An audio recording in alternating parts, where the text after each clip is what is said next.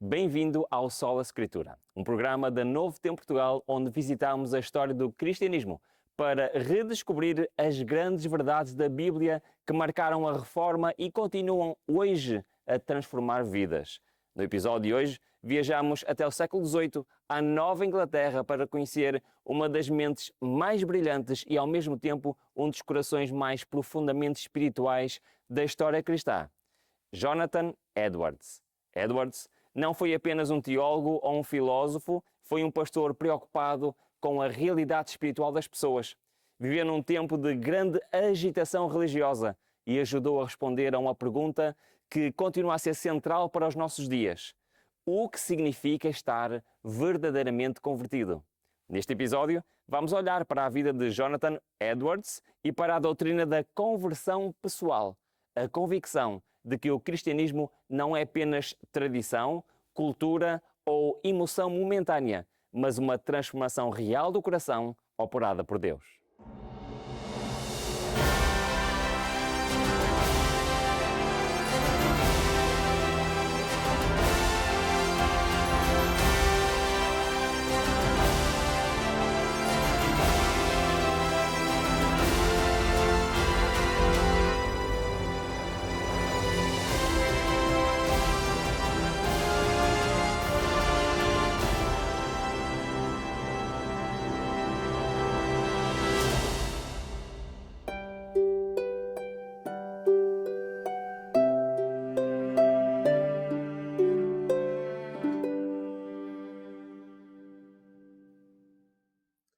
No século XVIII, a América colonial viveu um dos períodos mais intensos da sua história religiosa. Foi um tempo de grandes reavivamentos, mas também de muita confusão espiritual. No meio desse cenário surge Jonathan Edwards, um homem que marcou profundamente o cristianismo não apenas pela sua inteligência, mas pela forma como ligou a fé bíblica à experiência real do coração humano. Ruben, quem foi Jonathan Edwards nos seus primeiros anos de vida e de que forma é que o seu contexto familiar e académico influenciou o seu percurso espiritual e teológico? Jonathan Edwards nasceu em 1703 em East Windsor, no estado de Connecticut, num lar profundamente marcado pela fé cristã. O seu pai, Timothy Edwards, era pastor. O seu avô materno também era pastor, chamava-se Solomon Stoddard, e foi durante décadas uma das figuras mais influentes do puritanismo da Nova Inglaterra. Desde cedo, Edwards revelou uma capacidade intelectual invulgar. Ainda criança, demonstrava grande interesse pelas escrituras.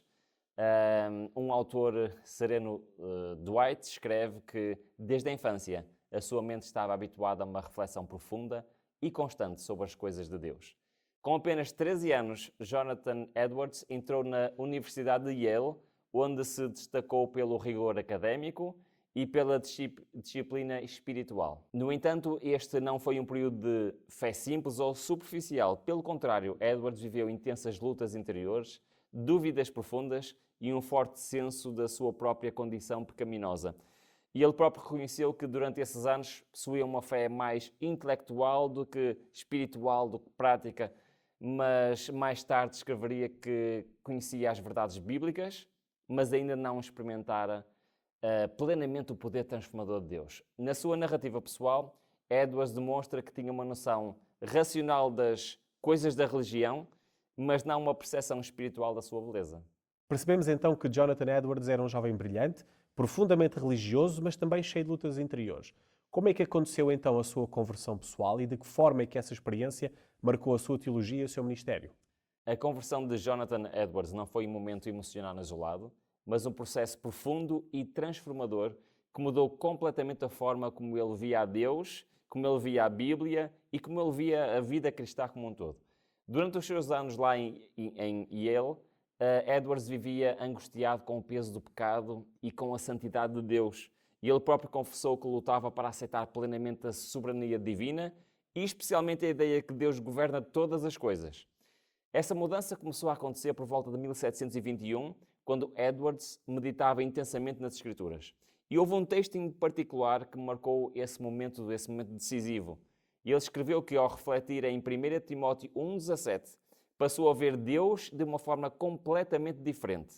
Ele sentiu uma nova sensação, um calor interior ao contemplar a glória da majestade de Deus. Edwards explica que, a partir desse momento, a santidade de Deus deixou de lhe causar apenas medo e passou a produzir prazer espiritual. Ele descreve esta experiência como o nascimento de um novo sentido interior, uma capacidade espiritual que antes ele não possuía. Na sua narrativa pessoal, ele afirma de forma muito clara: entrou na minha alma e foi como que difundido por todo o meu ser um senso da glória do ser divino. Esta experiência tornou-se o fundamento da sua compreensão da conversão. Para Edwards, converter-se não era apenas aceitar certas doutrinas ou mudar exteriormente os seus comportamentos. Era receber um novo coração com novos afetos, novos desejos e um amor real por Deus. E a partir dessa conversão, Edwards passou a procurar uma vida de profunda comunhão com Deus, escreveu resoluções pessoais, manteve um diário espiritual rigoroso e dedicou-se intensamente ao estudo da Bíblia.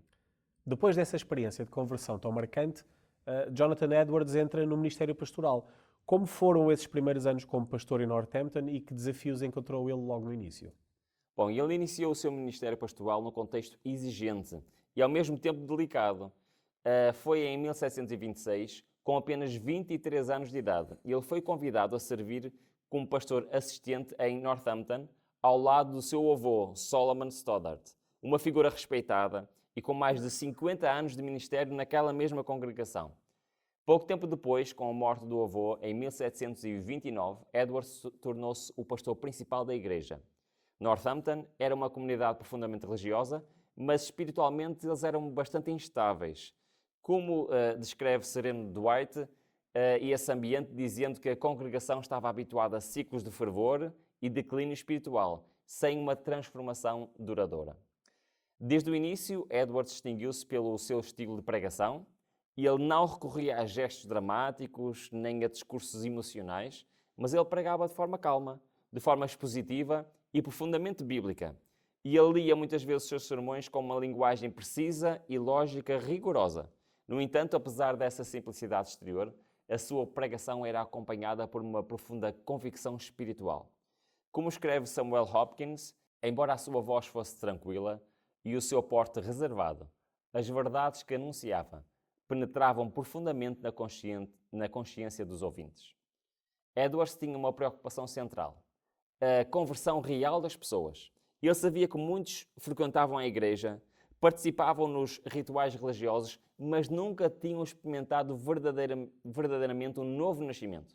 Por isso ele insistia na necessidade do arrependimento, da fé pessoal e de uma mudança interior operada pelo Espírito Santo. Esse foco começou a produzir frutos visíveis a partir de 1733 e ele começou a notar uma maior sensibilidade espiritual dos jovens da cidade. Sem o saber, Jonathan Edwards estava a lançar as bases para um dos maiores movimentos de reavivamento da história do cristianismo, o primeiro grande despertamento. Já vimos que o ministério de Jonathan Edwards começou a ganhar impacto em Northampton a partir de 1733 e 1734. Esse impacto alarga-se e dá origem a um grande movimento espiritual. O que foi, afinal, o primeiro grande despertamento e qual foi o papel de Edwards nesse mesmo reavivamento? Então, o primeiro grande despertamento foi um movimento de renovação espiritual que atravessou as colónias americanas durante as décadas de 1730 e 1740. Não foi organizado por uma instituição, nem foi planeado pelos líderes humanos. Surgiu como uma resposta à frieza espiritual que dominava muitas igrejas da altura, onde a fé tinha se tornado formal, rotineira e distante de uma experiência pessoal com Deus. Lá em Northampton, tudo começou de forma quase silenciosa. Edwards relata que no final de 1733 começou a notar uma profunda mudança entre os jovens da cidade. Ele escreveu: houve uma preocupação extraordinária com as coisas eternas, espalhando-se rapidamente por toda a vila. Em poucos meses, centenas de pessoas afirmavam ter experimentado uma conversão real. As igrejas encheram-se, o pecado começou a ser abandonado publicamente e a leitura da Bíblia tornou-se prática comum nos lares. Sereno Dwight descreve esse período dizendo que quase não havia uma família em Northampton que não tivesse alguém profundamente tocado pela obra de Deus. Em 1737, publicou um relato detalhado desse reavivamento, onde procurou mostrar que a verdadeira conversão produz mudanças duradouras para a vida. Nesse escrito afirmou que a mudança operada na alma daqueles que foram convertidos foi muito notável e duradoura. À medida que o reavivamento se espalhou para outras regiões, surgiram também excessos emocionais, confusão doutrinária e divisões nas igrejas. Edwards não rejeitava a emoção, claro, mas insistia que ela precisava ser avaliada à luz das Escrituras. Esta preocupação levou a escrever uma das suas obras mais importantes, Religious Affections. Edwards acreditava que não são as emoções fortes em si mesmas sinal seguro de graça verdadeira, mas sim os santos afetos que produzem uma vida santa. Assim, o papel de Jonathan Edwards no primeiro grande despertamento foi decisivo. Ele foi uma testemunha do reavivamento, foi um defensor da sua autenticidade bíblica e, ao mesmo tempo, um guardião quanto aos excessos. Jonathan Edwards é muitas vezes lembrado quase exclusivamente por um sermão em particular com o nome Pecadores nas mãos de um Deus irado. Ruben, que sermão foi esse? Em que contexto foi pregado e qual era afinal o seu verdadeiro objetivo? O sermão Pecadores nas mãos de um Deus irado foi pregado em 1741 e tornou-se um dos sermões mais conhecidos ao longo da história do cristianismo. E ele foi pregado num momento em que o reavivamento já se tinha espalhado por várias regiões e começavam a surgir sinais claros, novamente, de superficialidade espiritual. Ao contrário do que muitas vezes se pensa, este sermão não foi pregado lá em Northampton, mas sim em Enfield, no Connecticut, a convite de alguns pastores. O contexto era de grande indiferença espiritual. Muitas pessoas ouviam falar do reavivamento, mas permaneciam indiferentes, confiantes na sua religião aparente, na religião exterior. Edwards percebeu que era necessário despertar a consciência das pessoas para a realidade do pecado, para a realidade do juízo e também para a dependência absoluta da graça de Deus. O tom do sermão é forte, mas o seu propósito não era assustar por prazer. Edwards usou imagens bíblicas para mostrar a fragilidade da condição humana sem Deus. Samuel Hopkins escreve que o sermão foi pregado com voz calma, sem gestos dramáticos, e ainda assim produziu uma impressão extraordinária nos ouvintes. Durante a pregação, muitos começaram a chorar, agarraram-se aos bancos e a clamar por misericórdia. No entanto, Edwards não incentivou essas reações como prova de conversão. Pelo contrário, insistiu que o verdadeiro sinal de graça seria visto mais tarde numa vida transformada. Sereno Dwight registra que Edwards advertia constantemente que emoções momentâneas não são prova segura de uma mudança real do coração. O objetivo central do sermão era conduzir os ouvintes a Cristo. Depois de apresentar a gravidade do pecado, Edwards apontava para a única esperança do ser humano, a graça de Deus oferecida em Jesus. Alexander Allen explica que a intenção de Edwards não era produzir terror, mas quebrar a falsa segurança religiosa e levar o pecador a uma dependência total da graça. Apesar do impacto espiritual do seu ministério, Jonathan Edwards acabou por ser afastado da igreja de Northampton. O que é que aconteceu exatamente, Ruben? É verdade, a expulsão de Jonathan Edwards lá de Northampton foi um dos episódios mais dolorosos da sua vida e revela bem o preço que ele estava disposto a pagar pela sua fidelidade à Bíblia. Então, houve uma controvérsia que se iniciou lá em torno da participação na ceia do Senhor. Um tema que estava ligado diretamente à compreensão da conversão pessoal. Durante décadas, a igreja lá de Northampton permitia que pessoas não convertidas participassem na ceia do Senhor, desde que tivessem um comportamento moral aceitável. E Edwards, após anos de estudo da Bíblia e também da sua observação pastoral, passou a considerar essa prática contrária às Escrituras. Edwards defendia que a ceia do Senhor era um privilégio espiritual reservado àqueles que tinham dado evidência clara do novo nascimento. Em 1749, Edwards apresentou formalmente à congregação a sua posição, explicando que só poderiam participar da ceia aqueles que professassem uma fé pessoal e demonstrassem sinais de conversão. Esta decisão provocou uma forte resistência. Muitos membros sentiram que estavam a ser excluídos injustamente e acusaram Edwards de ser demasiado severo. Após um processo longo e doloroso, ele foi oficialmente afastado do ministério em Northampton em 1750, depois de 23 anos de serviço. Este episódio mostra com clareza o coração pastoral de Edwards. Ele preferiu perder a sua posição, o seu sustento, a sua reputação, em vez de comprometer aquilo que ele acreditava que era a verdade bíblica. Depois então de ter sido afastado de Northampton, Jonathan Edwards entrou numa fase menos conhecida da sua vida. Como é que foram os seus últimos anos e qual é o legado espiritual que ele nos deixou? Então, depois de deixar Northampton, Jonathan Edwards foi para Stockbridge, uma pequena localidade na fronteira colonial, onde passou a servir como missionário entre os índios moicanos e a pastorear uma congregação simples. Lá em Stockbridge, Edwards dedicou-se com humildade ao cuidado pastoral, à educação dos indígenas e ao estudo profundo das grandes questões teológicas. Samuel Hopkins descreve esta fase dizendo que ali viveu numa simplicidade exemplar, dedicado à oração, ao estudo e ao bem espiritual daqueles que lhe foram confiados.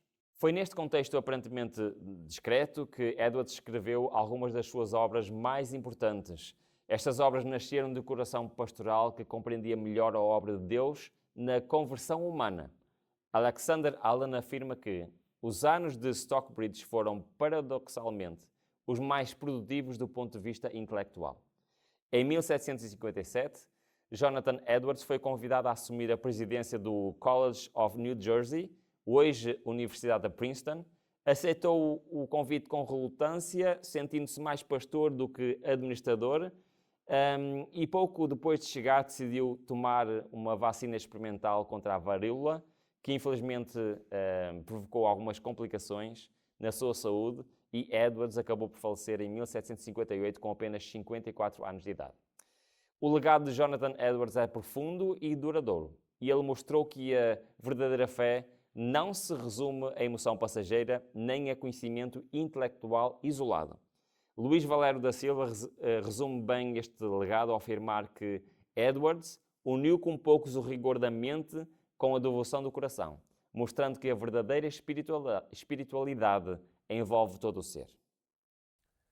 O tema que estamos a estudar hoje, a conversão pessoal, faz parte de um conjunto mais alargado de estudos bíblicos que a Novo Tempo Portugal preparou especialmente para si.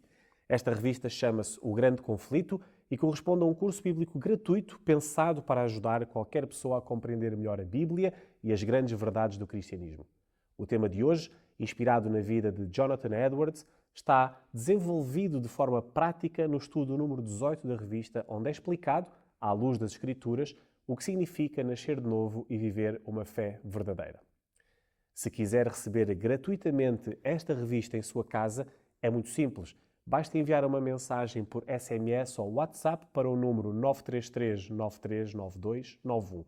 Envie a sua mensagem, peça a sua revista O Grande Conflito e comece também esta jornada de descoberta da Bíblia.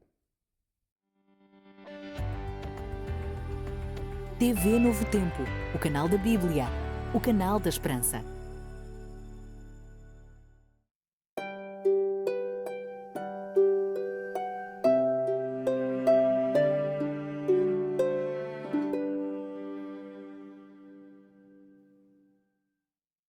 Nos primeiros tempos do cristianismo, a conversão era entendida como uma experiência real e transformadora. Ninguém se tornava cristão por tradição ou herança familiar. E Jesus foi muito claro ao dizer em João 3,7: necessário vos é nascer de novo. A fé cristã começava com arrependimento, fé em Cristo e mudança de vida operada pelo Espírito Santo. No livro de Atos, vemos que aqueles que aceitaram o Evangelho abandonavam o pecado, eram batizados e passavam a viver de forma diferente. A conversão era visível, era pessoal, era consistente. Mas com o passar dos séculos, a conversão pessoal foi sendo substituída por uma religião formal. Tornar-se cristão passou a significar nascer num determinado contexto ou cumprir rituais religiosos. O novo nascimento deixou de ser uma experiência espiritual e passou a ser confundido com práticas exteriores como o batismo infantil ou a pertença institucional. A fé transformou-se muitas vezes de tradição e não transformação do coração. A Reforma Protestante trouxe de volta a ênfase na fé pessoal e na relação direta com Deus. Mais tarde, os reavivamentos reforçaram essa verdade. Jonathan Edwards foi uma das vozes mais claras neste processo. Ele defendeu que a conversão não é uma emoção passageira, mas uma obra profunda de Deus no coração humano. Para Edwards, a verdadeira fé produz novos desejos, novos afetos e uma vida transformada. Hoje, a conversão pessoal continua a ser um tema central, mas também um pouco confuso e até controverso. Em alguns contextos, é reduzida a uma decisão emocional rápida. Noutros, quase desapareceu, sendo substituída por uma fé cultural ou até por uma tradição. A mensagem bíblica continua a ser clara. Sem novo nascimento, não há cristianismo verdadeiro. A conversão é pessoal, espiritual e produz frutos visíveis na vida do crente.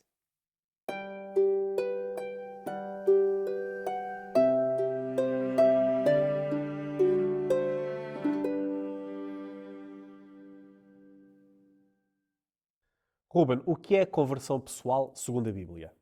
Então, vamos abrir a palavra de Deus em Atos 3,19, onde diz: arrependei-vos, pois, e convertei-vos, para que sejam apagados os vossos pecados. Em Lucas 5,32 diz-nos: eu não vim chamar os justos, mas sim os pecadores ao arrependimento. Finalmente, em Romanos 10, a partir do versículo 9, diz-nos a saber: se com a tua boca confessares ao Senhor Jesus e em teu coração creres que Deus o ressuscitou dos mortos, serás salvo. Visto que com o coração se crê para a justiça e com a boca se faz a confissão para a salvação. Nestes versículos nós vimos que o arrependimento e a conversão caminham juntos. E o objetivo é voltarmos para Deus, é confessar Cristo como nosso Senhor e aceitarmos que o Senhor transforme o nosso coração. Por que é a conversão pessoal importante e que mudança é que isso implica? Em João 3,3 diz: na verdade te digo, que aquele que não nascer de novo não pode ver o reino de Deus. Em 2 Coríntios 5,17 diz: assim que se alguém está em Cristo, nova criatura é. As coisas velhas já passaram, eis que tudo se fez novo. Então, sem este novo nascimento não há salvação. Esta conversão pessoal verdadeira, ela implica uma mudança de vida, ela implica deixar o pecado, implica começar uma nova vida em Cristo. Quem realiza a obra da conversão no coração humano? Então, em João 16, a partir do versículo 7, diz-nos: todavia, digo-vos a verdade, que vos convém que eu vá, porque se eu não for, o Consolador não virá a vós, mas, quando eu for, vou-lo enviarei. E quando ele vier, convencerá o mundo do pecado e da justiça e do juízo. A conversão não é uma obra humana, não é pelo nosso esforço, não é por as nossas obras. Ela é sim uma obra do Espírito Santo. É Ele quem convence do pecado. É Ele quem nos leva até à verdade. É Ele que faz esta obra, que permite que a conversão, a verdadeira conversão, seja uma realidade na nossa vida. Qual é o resultado de uma conversão verdadeira? Vamos então abrir a Bíblia em Gálatas 2,20, onde diz: já estou crucificado com Cristo e vivo não mais eu, mas Cristo vive em mim. Também em 1 João 3,9 diz-nos: qualquer que é nascido de Deus não comete pecado, porque a sua semente permanece nele. Filipenses 1,6 diz-nos: tendo por certo isto mesmo, que aquele que em vós começou a boa obra a aperfeiçoará até ao dia de Jesus Cristo. Então nós estamos aqui a falar da conversão. A conversão é uma vida transformada. É permitir que Cristo viva em nós, que seja Ele a fazer as obras. É uma conversão, é de facto a demonstração de que existem frutos visíveis, porque quando o Espírito Santo habita em nós, Ele produz estes frutos e é de facto também uma perseverança até ao fim. Como podemos nós então, Ruben, experimentar a conversão e qual é o papel do arrependimento nesse processo? Vamos novamente abrir a palavra de Deus. Desta vez vamos ao Velho Testamento, a Isaías 55, e no versículo 6 e 7 diz-nos: buscai ao Senhor enquanto se pode achar, invocai-o enquanto está perto.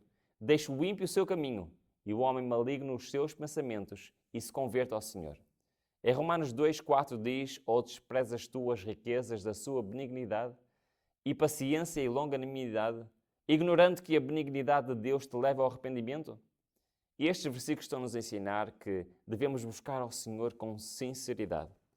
E devemos, de facto, permitir que o Espírito Santo trabalhe em nós, que nos leve ao arrependimento genuíno, ao abandono do pecado e a darmos com a nossa vida uma verdadeira resposta ao amor de Deus. Qual é então a relação entre a conversão pessoal e a salvação? Vamos a João. João 1:12 diz-nos: mas a todos quantos o receberam, deu-lhes o poder de serem feitos filhos de Deus.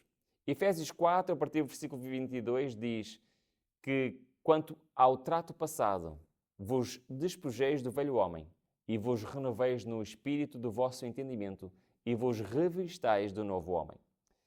Então, a conversão é, como estamos a ver, uma condição para a salvação.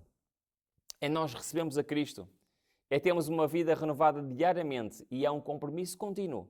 É desta forma que o Senhor nos mostra que a conversão deve ser na nossa vida, deve ser um compromisso para toda a vida. Chegamos ao final do nosso estudo bíblico de hoje. Ao longo deste tempo, vimos que a conversão pessoal não é apenas uma ideia teológica ou um conceito religioso. A Bíblia mostra-nos que a conversão é uma resposta do coração humano ao chamado de Deus. É o momento em que reconhecemos a nossa condição, nos arrependemos do pecado e aceitamos Cristo como Senhor e Salvador. Também percebemos que esta é uma experiência que não termina num único dia. A conversão é o início de uma caminhada contínua com Cristo, marcada por transformação, crescimento espiritual e uma vida que passa a refletir a presença de Deus. A seguir, deixamos um apelo especial para si, porque esta mensagem não é apenas para ser compreendida, é para ser vivida. Ruben, tens mais alguma coisa a acrescentar? Talvez ao longo deste programa tenha sentido Deus a falar ao seu coração. Talvez perceba que sempre teve uma religião, mas nunca viveu uma conversão pessoal verdadeira. A Bíblia ensina-nos que ninguém nasce cristão. Todos são chamados a nascer de novo. A conversão não é apenas um mudar de comportamento, é permitir que Deus transforme o interior, os pensamentos, os desejos e também a forma de viver. Obrigado por nos ter acompanhado neste episódio da Sola Escritura, aqui na Novo Tempo Portugal. Se este estudo despertou o seu interesse pela Bíblia, lembramos que pode receber gratuitamente a revista O Grande Conflito, um curso bíblico preparado para o ajudar a compreender melhor as grandes verdades das Escrituras. Para receber a sua revista em casa, basta enviar um SMS ou uma mensagem do WhatsApp para o número 933 93 9291. No próximo episódio do Sola Escritura, continuaremos a revisitar a história do cristianismo e as doutrinas bíblicas que marcam ou que marcaram a Reforma e que continuam a transformar vidas ainda hoje. Até breve.